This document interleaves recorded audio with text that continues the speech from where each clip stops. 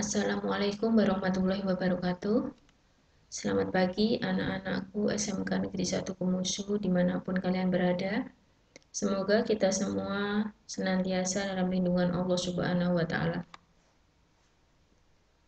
Di sini Ibu akan menyampaikan materi perencanaan produksi massal. Apa itu produksi massal? Produksi massal terdiri dari dua kata. Yang pertama yaitu produksi. Kegiatan menambah nilai guna suatu benda atau menciptakan benda baru sehingga lebih bermanfaat dalam memenuhi kebutuhan. Massal mengikut sertakan atau melibatkan banyak orang.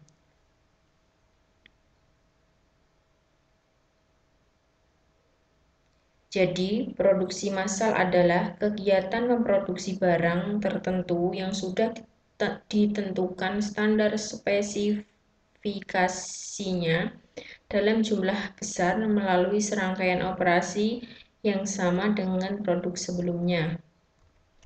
Ciri-ciri produksi massal. 1. Produk yang dihasilkan dalam jumlah besar. 2. Biaya per unit rendah. 3. Bertujuan menguasai pasar. 4. Dijual di pasar bebas. 5. Hampir tidak ada variasi produk. 6. Harus ada stok untuk memenuhi kebutuhan saat masa tunggu. Kelebihan dan kekurangan produksi massal. Yang pertama, kelebihan.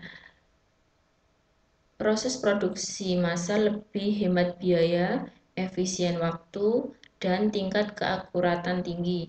Sedangkan kekurangannya yang pertama, kegiatan produksi sangat kaku. 2. Kurang beragamnya variasi produk. 3. Biaya mesin mahal. 4. Tidak ada jaminan produk akan laris di pasar. Apa itu perencanaan produksi massal?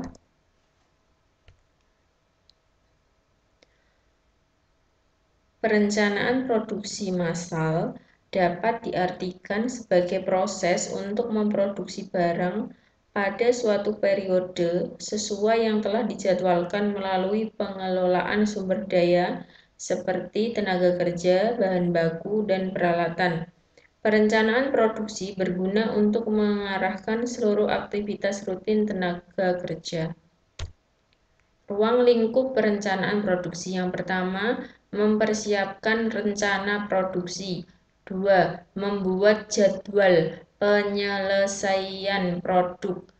3. Merencanakan produksi dan pengadaan bahan dari luar. 4. Menjadwalkan proses operasi tiap unit. 5. Menyampaikan jadwal pada pemesan. Tujuan dari produksi massal. Yang pertama, meminimalkan biaya serta memaksimalkan keuntungan.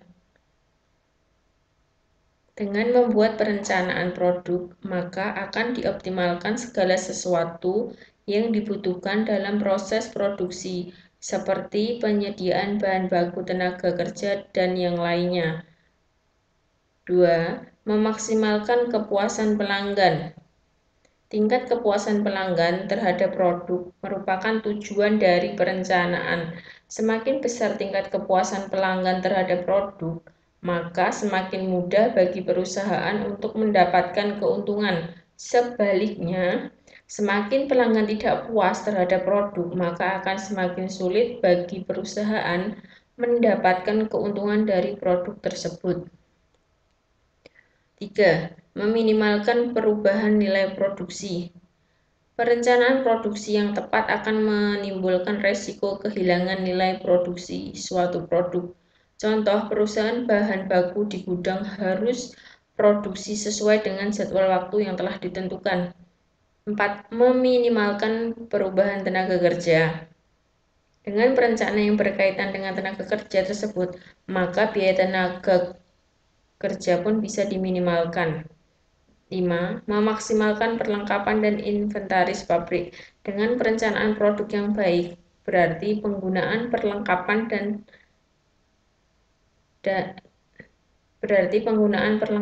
yang terdapat dalam pabrik pun bisa dimaksimalkan. Next, fungsi produksi massal. Yang pertama, yakni menjamin rencana produksi dan pemasaran produk. 2. Mengukur kapasitas produksi yang konsisten terhadap rencana produksi. 3. Alat untuk memonitor hasil produksi.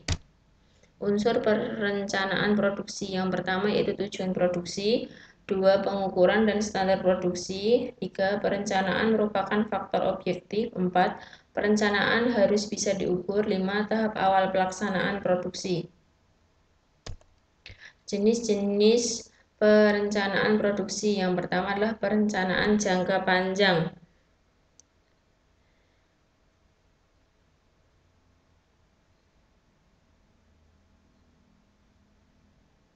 Perencanaan jangka panjang merupakan perencanaan produksi lebih dari 1 tahun bahkan hingga 5 tahun mendatang. 2. Perencanaan jangka menengah. Perencanaan jangka menengah merupakan perencanaan yang dibuat untuk kegiatan produksi selama 2-3 tahun mendatang. Perencanaan jangka pendek. Perencanaan jangka pendek merupakan penentuan kegiatan produksi yang akan dilakukan dalam jangka 1 tahun mendatang atau bahkan kurang dari 1 tahun. Faktor-faktor yang berpengaruh terhadap perencanaan produksi. Yang pertama, faktor internal.